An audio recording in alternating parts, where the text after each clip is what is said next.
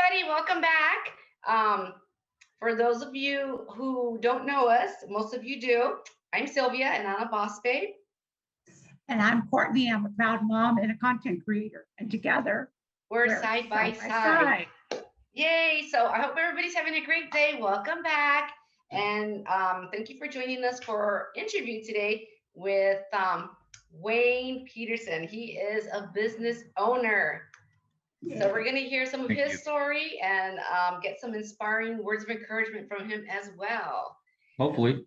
I'm sure we will, Wayne. Just to let everyone know, him and I go together. He's my husband. Oh, we do? Oh, we do. This is correct. They are a couple. Yeah. We have, just to give you a little background with us, we have 3 daughters. We have a grandson. And we have a 33-year-old daughter, a 23-year-old daughter, and a 6-year-old daughter. Surprise. Yeah. Wow, what a blessing. Yes. So he's going to just hand it over to Wayne and let him tell them the story of his journey of being a business owner and how it got started. And if we have any questions, we'll just pop on in. So here he is. Thank you. You know, the story for me anyway is that, you know, I lived through the 80s as a young man, and I tried to bring those 80s into the 90s with me, the party scene, and it didn't work. And so I ended up finding myself in a need to gain sobriety. And I did that on August 5th of 1993, changed my life for the rest of my life. And it's been the greatest journey ever. But the neat thing is that part of sobriety is giving back and helping others to learn to have the same lifestyle and the freedom that you do. And I didn't intend to become a business owner. It kind of happened as a blessing, I believe, where as I got back into my normal life, I bought my first home and started thinking about having a family and life again, but I needed to pay the bills. And so the best way I knew to do that was to have roommates, like I learned to do as a young guy. And I rented out some rooms to some friends that were also in recovery with me. And it just started a bond with myself and others that gave me an opportunity to not only give back, to stay around what I called the circus. And what that turned into is a passion for me to be able to provide a living environment and an accountability situation for all of us. And it was really cool because it grew to the point where I started having an interest in counseling and working in rehab and doing things like that, which I did years later. But the neat thing was that as that passion grew and the need to help others grew and the want to help others grew, I found myself in a situation about thinking about I need a bigger facility. And as my family was growing and Courtney and I were coming along to get married and do all those things with our life, we couldn't, you know, have roommates at that point. And so I went out and I took a chance and I bought my first or my second home as a property, an investment property, with everybody telling me you're going to fail, you're going to fall on your butt, and you know, this isn't going to work, and all those negative things that you can always count on your friends for encouragement, right? I mean, you know, the keyboard warriors, I call them. At least back then they were articulate warriors, but today they like to type those words. But back in the day, everybody told me it wouldn't work and you'd fail, and why would you do that? You know, you're secure now. And I just didn't listen to them. I by that time got myself around a situation where I was with some mentors, business mentors that had the fruit on the tree, and I listened to them and I took a risk. And it's a risk to buy even your own home, let alone an investment property.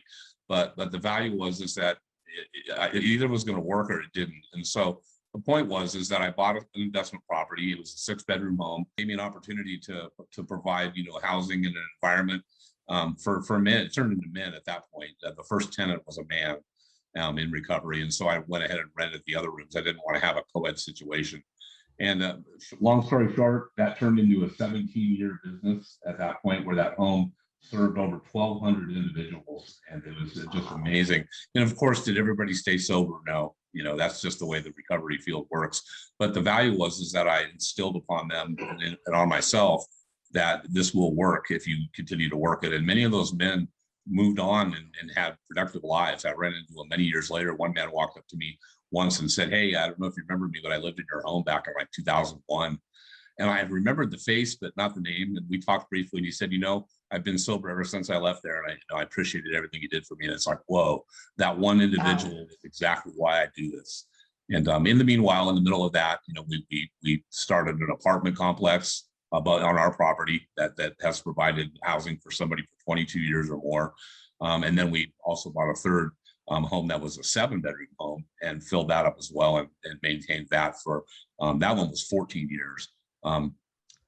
As time progressed and the industry changed, I decided to do some new things. And so back in November, we sold the company, the final property. And today I just want to focus on my family and the blessings that God's given me, with the baby at 6 years old, who's 6 years old, me being in my late 50s, and the good things in life that my family deserves. And it just continuing to stay around a mentorship team of people, and men and women that provide me with the right information and not opinion, not theory, but facts that have worked for them, and just keeping my head straight and having fun. That's awesome. Nice, great stories. It sounds like it's been very rewarding for you. It is, and the neat thing is that, like I shared in the very beginning, I didn't intend for it to be a business. I was blessed with the opportunity to help others, which was what maintained my sobriety for me.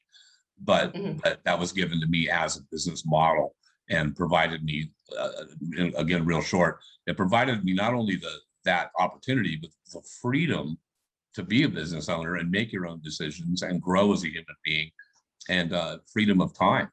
In other words, I could choose to not go to work tomorrow and go do things with my family that were more important at that moment. Of course, I'd have to make up for that on this end, but it just gave me the opportunity to make the right decisions. I had to work very hard.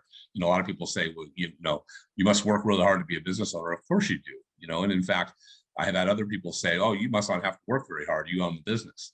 No, I did. I did both, right? I mean, you have freedom, but you work super hard. And I worked 90 hours a week for 20 years to have what we have, and but today, it was, for me, somebody asked something, did you retire? And I'm like, no, I just kind of cut back from 90 hours a week to 40. And they're like, what? But you become acclimated to that lifestyle. And so the freedom and the things that we can do, I think the big word that I would use is choices. You provide your own choices and you make your own choices. But you have to be accountable to yourself first, and then you have to be accountable to others to keep you on track and not, get out of it. Check your motives is my point. Exactly. Yeah, we like that word, accountability. We talked about that last week. Yes. that it is an important factor.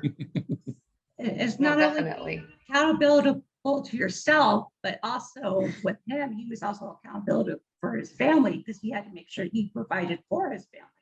So he had accountability with a lot of people, his clients, his business, and his family. Yeah. Yep. Absolutely. So what would you say would be necessary for anyone to succeed as a business owner? The right motive. In other words, I had somebody ask me once, hey, the business for you that you have is really great. How would I do that? Or I want to do that. And that was a valid question, and I was really interested. I said, well, why would you want to do that? They said, well, you obviously make a great income, and that'd be a good living. Oh. And I said, you might want to go find another career, and that may not have been the best advice in another traditional business, but in my particular industry, that was everything. Because, if you go in with a motive of making money on other people's disease, then you're going to fail, and you're going to fail them. So their purpose wasn't really a true purpose then? Wasn't to help. It was to help themselves, which is fine in the world of business. That's what we all do.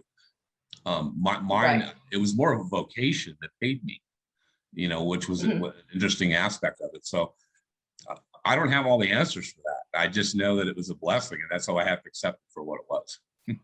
Right. Now, on that note, since that person was kind of interested in what you did, but not really, for the ones who truly are, who do have a purpose like you did, do they need a certain type of education, training? I mean, anything like that to do what you did?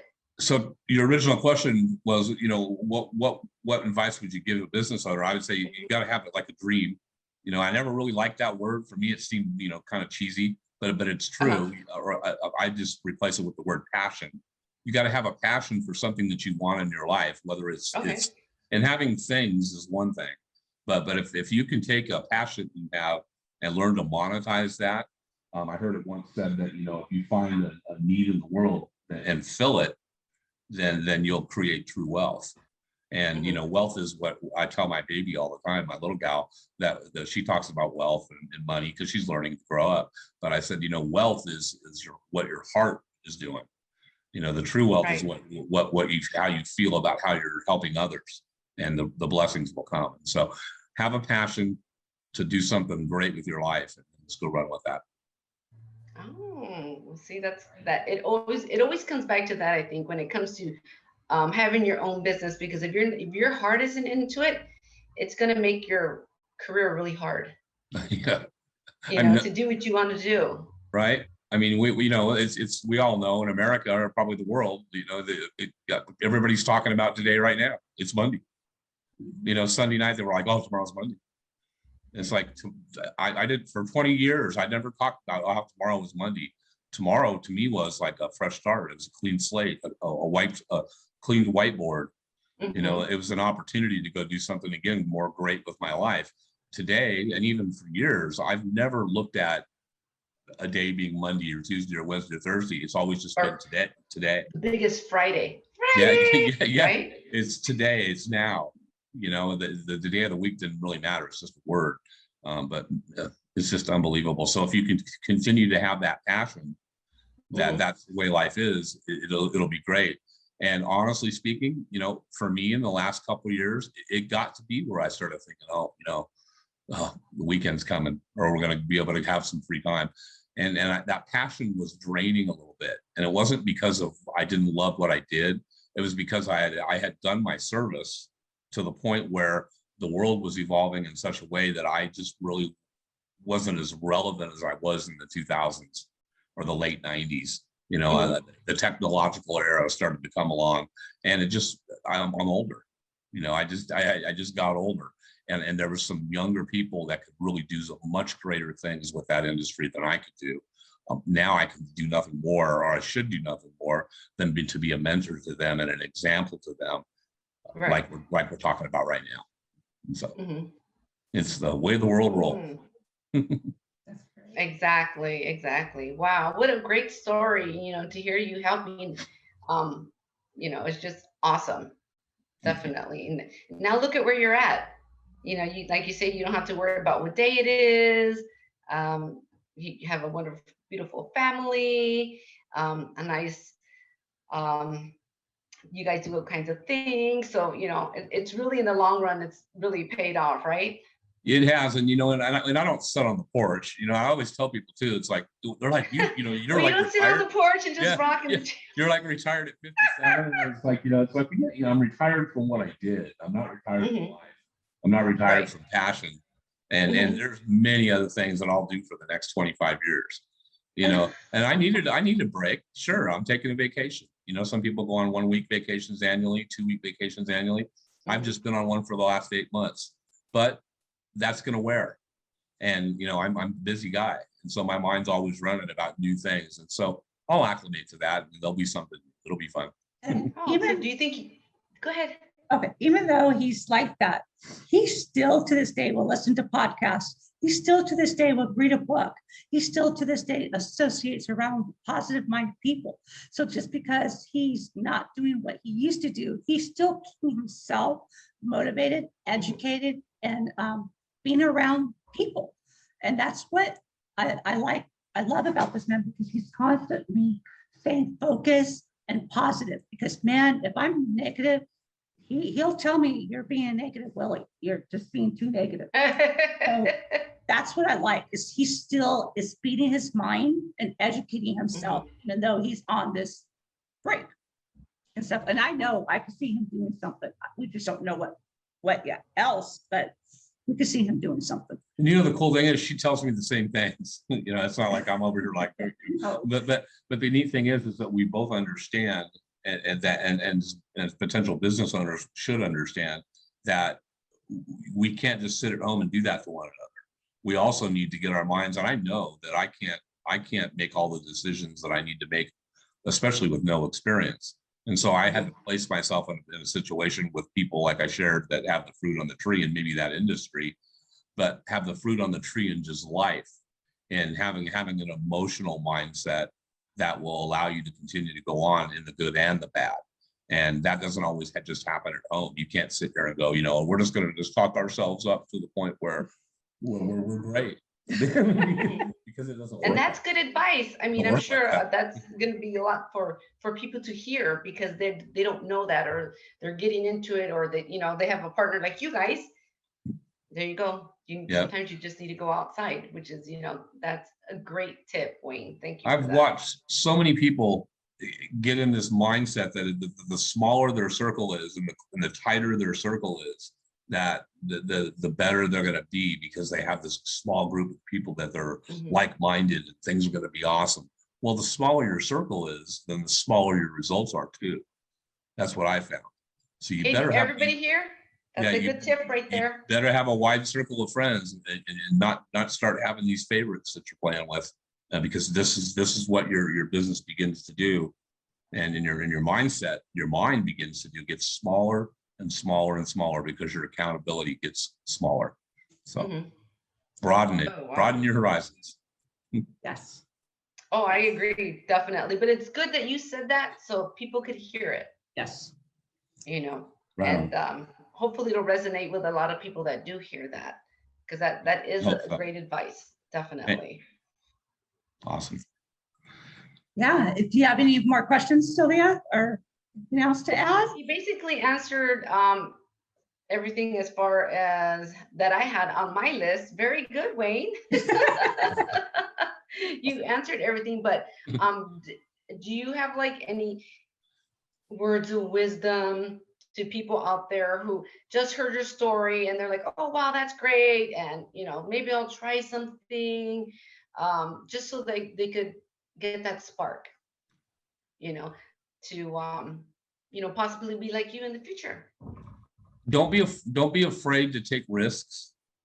Okay, so like if I was talking to my 6-year-old daughter, I do, and I tell her, you know, don't I don't want to hear, don't tell her like that, but I'll encourage her to by telling her, I don't want to hear you say you can't.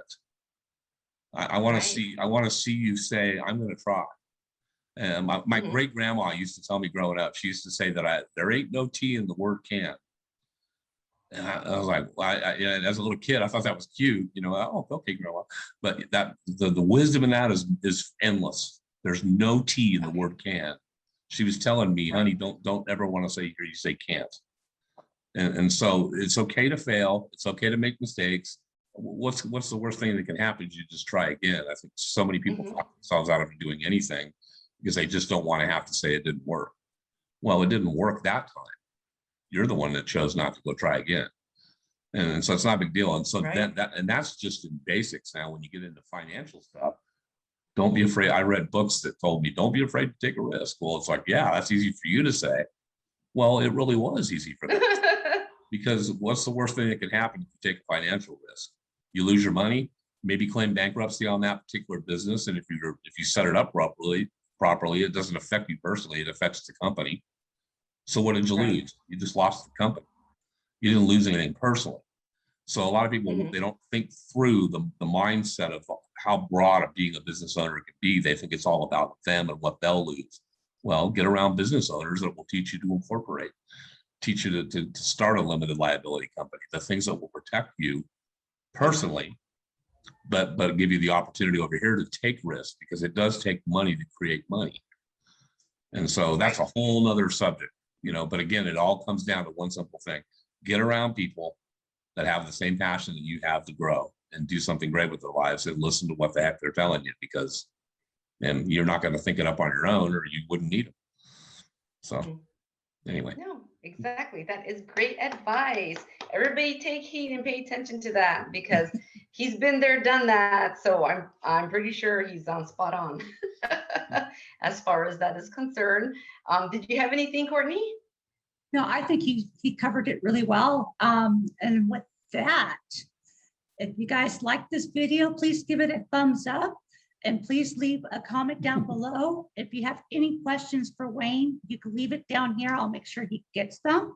And please, if you'd like more information about this, different interviews and stuff, please subscribe to our channel, because we will be having more book reports, more interviews, and more inspiration videos. So with that, take care. Have a great day. Awesome. Thanks for joining us, Wayne. We Been appreciate fun. it. Great interview. My pleasure. And we will see you all soon next time. But guys, have a great day. Bye. Thanks. Bye. Bye.